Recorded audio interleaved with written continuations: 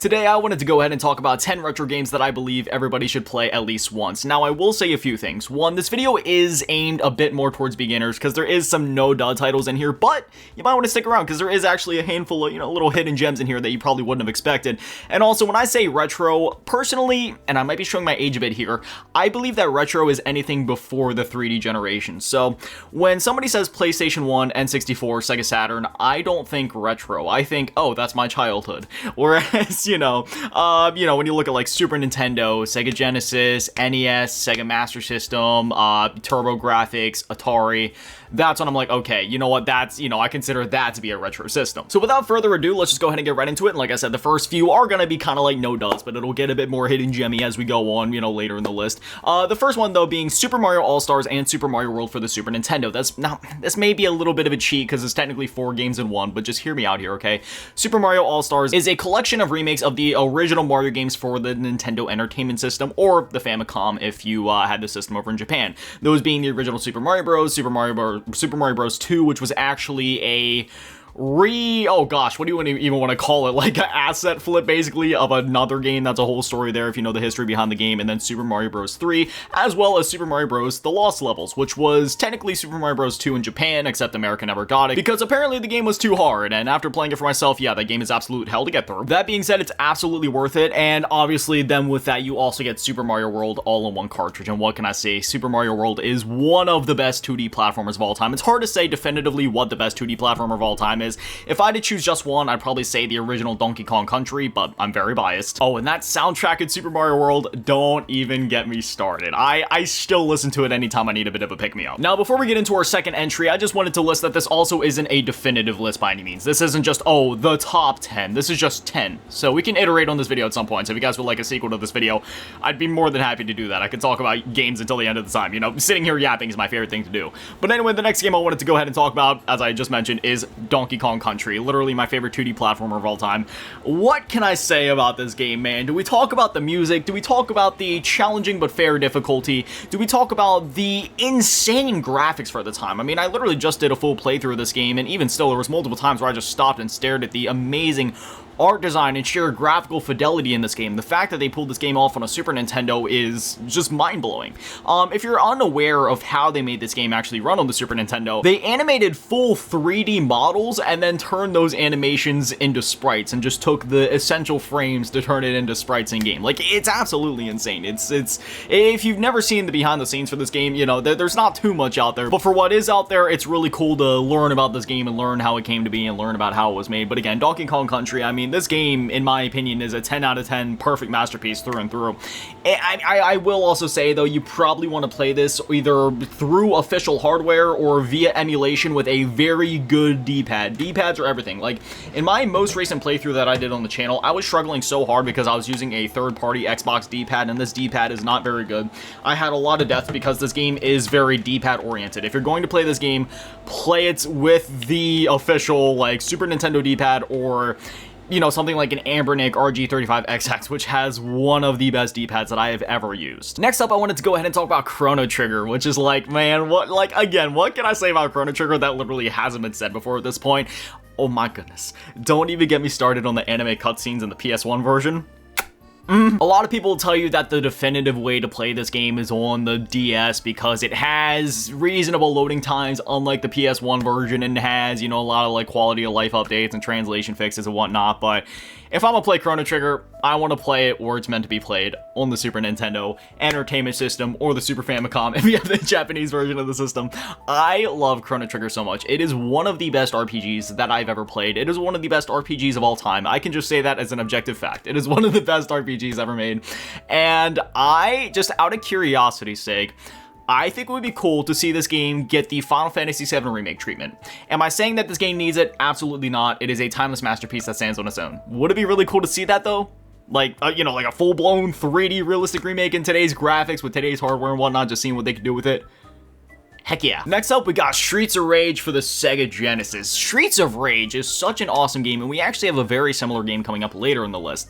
Now, if I had to recommend a certain, just one Streets of Rage out of all of them, I'd probably just say go with the first one, just because, you know, when I play games, you know, I know there's some people that'll be like, oh, you can play like the second game in this series without playing the first one, or actually the third game's the best, or the second game's the best. Like Sonic, some people just say, oh, just go play Sonic 2. But for me, I'm the kind of guy where it's like, okay, if I'm gonna commit to a series, I gotta play from the start. I don't care what blunders get in my way, I'm playing the series through to the end, you know what I mean? If I'm gonna play Dark Souls, I ain't just playing Dark Souls 1 and 3 and skipping 2. Like, no, I gotta go through hell. I gotta deal with the enemy ganks and the janky hitboxes and iframes being tied to a stat. Why is that a thing? But in the case of Streets of Rage, I'm pretty sure people consider the second one generally to be the best from my understanding, but still, the first one's a fantastic game. All the games are fantastic. I'm a sucker for beat 'em up games like this, whether we're talking this, Double Dragon, Turtles in Time. I just kind of spoiled it, but that's what we'll be talking about a little bit later on. But it is a fantastic game, and unlike some beat 'em ups that can be a bit challenging, maybe a bit too challenging for their own good, like another title we'll be talking about later in the list, this one is just right. There's just enough, you know, like food and weapons throughout the world to give you boosts where you need it. The level design is fair, you know, it's pretty linear as well. You just walk forwards, there's not any puzzles, you just punch, punch, punch, and move. But somehow, between the sound design, the music, the aesthetic of the game, that is enough to keep it entertaining for the entirety of its runtime. It's a fantastic game, and if you have not played Streets of Rage before, please do yourself a favor. There are so many ways to play this game now, whether we're talking about on modern consoles, you can literally play it on your cell phone via, you know, like the App Store or the Play Store. It's available to download on there, so definitely give Streets of Rage a shot. Next up, we got Sonic the Hedgehog. Again, just the first Sonic the Hedgehog, just, you know, going from where it all began. That first level in the Green Hill Zone, when you're running, I love that first level so much because you feel so free. You're running, you got these springs, you got, you know, the traditional Sonic loops all over the place to keep the speed and the momentum going, and you barely even have to try on that level. You run, you jump, you soar through the sky, and before you know it, you're running through the end, the sign starts spinning, and it's just... Man, there's something about Sonic the Hedgehog for the Sega Genesis that always gets me. You know what I mean? Like, it doesn't really matter what's going on in my life. If I'm having a bad day, I can just turn the game on and I can smile. Is there nostalgia to that? Yes, of course. But it goes beyond nostalgia. There's just a pure sense of joy to the game and a pure sense of just life to it. And, you know, that's a vibe that I've just always gotten from Sonic, right? Like, Sonic is one of those feel-good characters where you just play one of the Sonic games, watch one of the Sonic movies or shows, and you're just like, alright, yeah, everything's gonna be alright. And Sonic the Hedgehog, definitely a case of that. And I'd recommend playing all the Sonic games, 1, 2, 3, and Knuckles. Even though Sonic and Knuckles was supposed to be part of Sonic 3, it's a whole history lesson there. You'll learn as you're going through this whole retro thing. You'll hear about it dozens of times. That's the thing about getting into retro gaming too. Just be prepared going into this to know that you're going to be hearing a lot of the same stories about the backgrounds of certain games and how certain games were meant to be and this, that, or the other. Dozens, if not hundreds of times. And see, for somebody like me, I enjoy, you know, hearing stuff like that. Even though I'm very familiar with the development process of Resident Evil 4 and its very, you know, many canceled versions and whatnot, I still enjoy hearing about all those said versions, even though I know literally everything about them. I don't know. That's just how I am. If anybody else out there is like that, you know, if you're already aware of these games and you just like listening to it, then I'm sure you can relate to that. But just be aware some of the things I'm saying you're going to hear dozens, if not hundreds of times on your journey here. Now we're starting to get into the hidden gemmy territory, or the more low-key territory. So next up, we got a game called Super Buster Bros for the Super Nintendo. Now this is a game that I actually didn't play as a child. This is a game that I only just played like 2 or 3 years ago, because my mom actually showed it to me. She was like, have you ever heard of this game called Super Buster Bros for the Super Nintendo? And I was like, no, I have not. And at first I was thinking in my head, like, is this going to be like a Mario knockoff? Because like Super Buster Bros, Super Mario Bros. But no, it is actually a really fun game where you have this chain gun. And there's these bubbles that bounce all around the stage. Every time you shoot out a chain, it destroys one of the bubbles, and then it splits into 2, and it keeps splitting into 2 until you finally destroy it in its final form.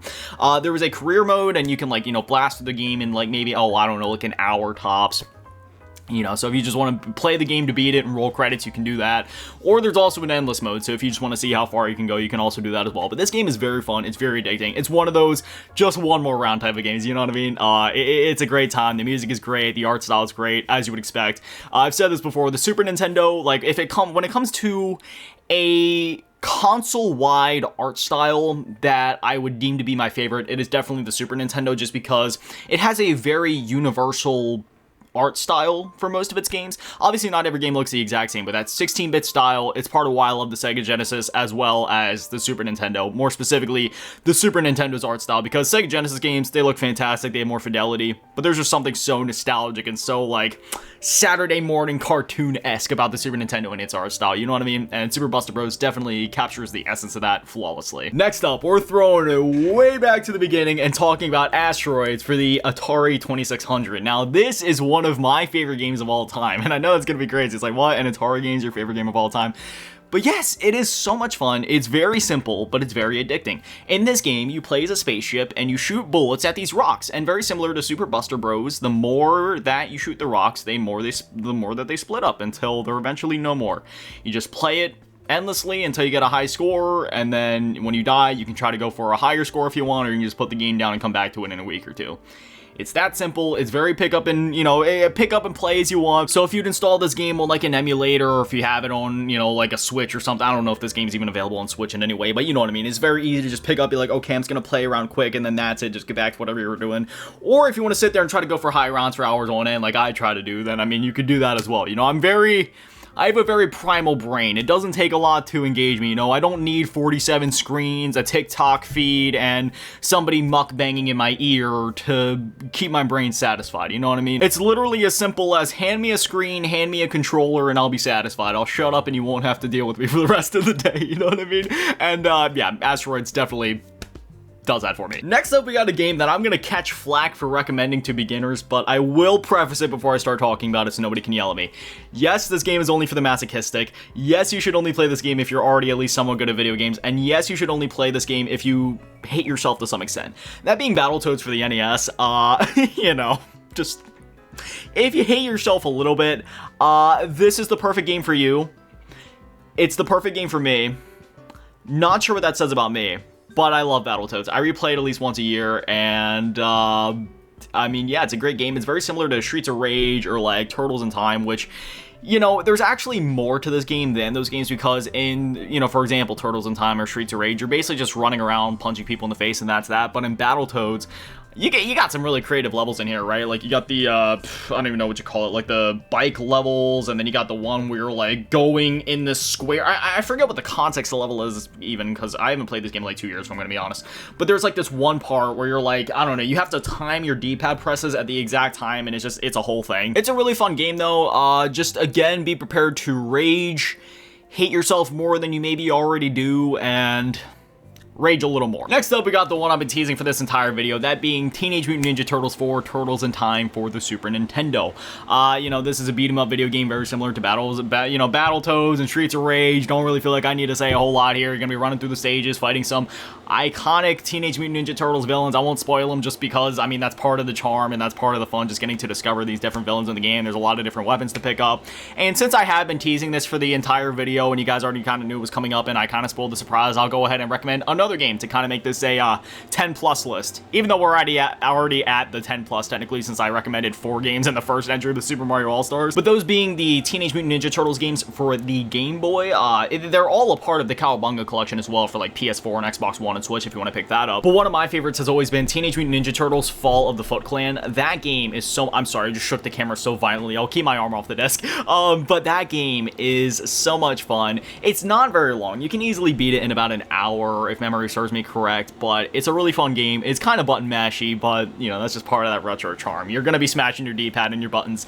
Those dang controllers were built for that. That's just how gaming was back then. It was very spammy, very, I'm gonna break this button, but I'll never break it because somehow Nintendo built this Super Nintendo controller like a tank. And finally, we're ending on a bit of a no-duh classic, Pokemon Red for the Game Boy. Like, come on, man. I mean, you could go with, obviously, also like Pokemon Blue or, Pokemon Green, depending on region, and Pokemon Yellow and whatnot, but man, Pokemon Red, that's always been my go-to choice. That's always been my favorite Pokemon game. It was my first Pokemon game. And if you're unaware of what Pokemon is, it's essentially a game where, it's like a bird's eye perspective and you capture Pokemon, and once you capture the Pokemon, you fight them to become like these crazy fighters, right? You level them up, give them more abilities, because, you start the game, you got a couple starters you can pick from. I always switch it up on my playthroughs, but I always end up settling on either Squirtle or Charmander. But yeah, so you pick your starters, you level them up, and then as you go throughout the world, you can capture more Pokemon. Then you just, you go up against other trainers and you make your way through the story up until the final battle. Then you do your thing. And then once you do that, you can go around and at that point you can either stop playing, be like, okay, I beat the main story and that's it.